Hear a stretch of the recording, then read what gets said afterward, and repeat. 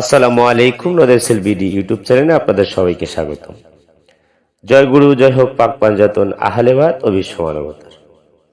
আমি জাহিদ সরকার আল চিস্তি আপনাদের মাঝে আবারও নতুন একটি ভিডিও নিয়ে হাজির হলাম। আশা করি ভিডিওটি দেখে বা শুনে আপনারা সবাই অবগত বা উপকৃত হবে। তো আজকের আলোচনার বিষয় লাইলাতুল কদর, শবে কদর শরীয়তে এবং মারিফতে কি। জীবনে একবার ভাগ্যে জুটলে ৮৩ বছর ৪ মাসের পাপ থাকবে না এবং এর জন্য বেহেশত অনিবার্য। শবে কদর জীবনে একবার ভাগ্যে জুটলে ৮৩ বছর ৪ মাসের পাপ থাকবে না এবং এর জন্য বেহেশত অনিবার্য। কথাটা এরকম নয়। কথাটি হবে শবে কদরের এক রাত্রি ইবাদতে ১০০০ মাস তথা ৮৩ বছর ৪ মাস অপেক্ষায় শ্রেষ্ঠ। শরীয়তের শবে কদর বছরে একবার, তা ২৭ রমজান অর্থাৎ ২৬ রমজান দিবাগত রাত।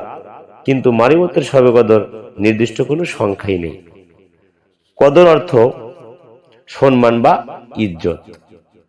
খাজা গারিবে নওয়াজ রহমাতুল্লাহ বলেন, কদর বা ইজ্জত করতে পারলে প্রতিটি মুহূর্তেই আশিকের নিকট শবে কদর মনে হয় বা শবে কদর।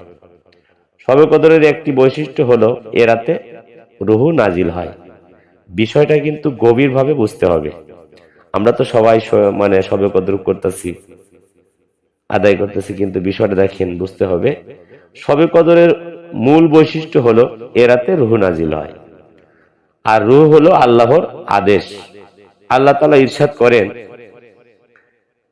নবীজি সাল্লাল্লাহু আলাইহি সাল্লামকে বললেন, কেহ যদি আপনাকে রূহ সম্পর্কে জিজ্ঞেস করে, হে হাবিব বলে দিন, রূহ হলো আমার রবের আদেশ।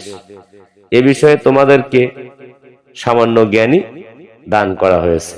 সূরা বনী ইসরাইল আয়াত নাম্বার ৮৫। যেহেতু রূহ আল্লাহর আদেশ, সেহেতু আল্লাহর আদেশ আল্লাহ হতে পৃথক নয়। সেজন্য হযরত বখতিয়ার কাকি রহমাতুল্লাহ বললেন, হে বখতিয়ার, যদি তোমাকে কেউ রূহ সম্পর্কে জিজ্ঞাসা করে, বলো এটা খোদার আদেশ নয়, রূহুর খোদা। এ বিষয়টি বিস্তারিত জানতে হলে গুরুর সহবতে এবং মহব্বতে থাকতে হয় বা গুরুর কাছে থেকে জানিয়ে নিতে হয়। যেহেতু রূহু আল্লাহর সাথে সম্পর্ক বন্ধন এবং কদরের রাতে রূহু নাজিল হয়, সেহেতু শবে কদর যে বিষয় দেখা দেখি বা সাক্ষাতের বিষয়টা প্রমাণ পায়, অপরদিকে আরো একটি বর্ণনা পাওয়া যায়। বিষয়টা যেহেতু সাক্ষাৎ করলে বা সাক্ষাৎ হলে বা দেখা হয়, এখানে শবে কদর বিষয়টা কিন্তু খুবই একটা গুরুত্বপূর্ণ বিষয়। বিষয়টা গভীরভাবে একটু ভাবতে হবে। আরো একটি প্রমাণ রয়েছে, নিশ্চয় আল্লাহ রাব্বুল আলামিন পবিত্র কোরআনকেও লাইলাতুল কদরে তথা শবে কদরে নাজিল করা হয়েছে। পবিত্র কোরআন শরীফ লাইলাতুল কদর তথা শবে কদরের রাতেই কিন্তু নাজিল করা হয়েছে। আর ফাতেমাতুজ জোহরা হলো লাইলাতুল কদর। আমি আবারও বলছি, ফাতেমাতুজ জোহরাই হচ্ছেন লাইলাতুল কদর। কেউ যদি ফাতেমা তুজ জোহরা ব্যক্তিত্ব ও গুরুত্ব বুঝতে পারে, তাহলে সেই লাইলাতুল কদর অনুধাবন করতে পারবে। তাফসিরে ফুরাত কুফি পৃষ্ঠা নাম্বার ৫৮১। সুতরাং মারিফতের শবে কদর একটি রহস্যময় গুরুত্বপূর্ণ বিষয়। এ বিষয়ে খোলাখুলি বেশি বলা যাবে না বা বেশি বলা ঠিকও হবে না, কারণ এটা অনলাইন মিডিয়া। এটা ভক্ত ছাড়া বা পাক পাঞ্জাতন আহলে বায়াতের গোলাম ছাড়া এর ভেদ বোঝা বিষয় একটি কঠিন একটা ব্যাপার। তাই করজোরে সবার কাছে বিনীতভাবে অনুরোধ করব, যারা পাক পাঞ্জাতন আহলে বায়াতের নৌকায় পা রেখেছেন তথা বায়াত গ্রহণ করেছেন, আপনারা অবশ্যই এই শবে কদর সম্পর্কে নিজ নিজ মুর্শিদের কাছ থেকে জেনে নেবেন।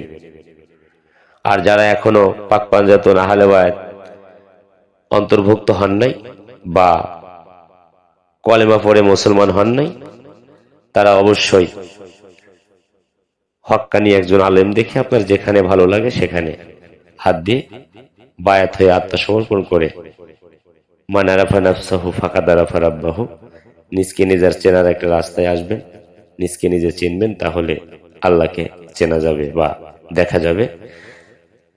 তো সবাই এ পর্যন্ত ভালো থাকবেন, হয়তো নতুন কোনো ভিডিও নিয়ে আবারও সামনে হাজির হব। সবাই ভালো থাকবেন, সুস্থ থাকবেন। খোদা হাফেজ। জয় গুরু, জয় হোক পাক পাঞ্জাতন আহলে বায়াত ও বিশ্ব মানবতা।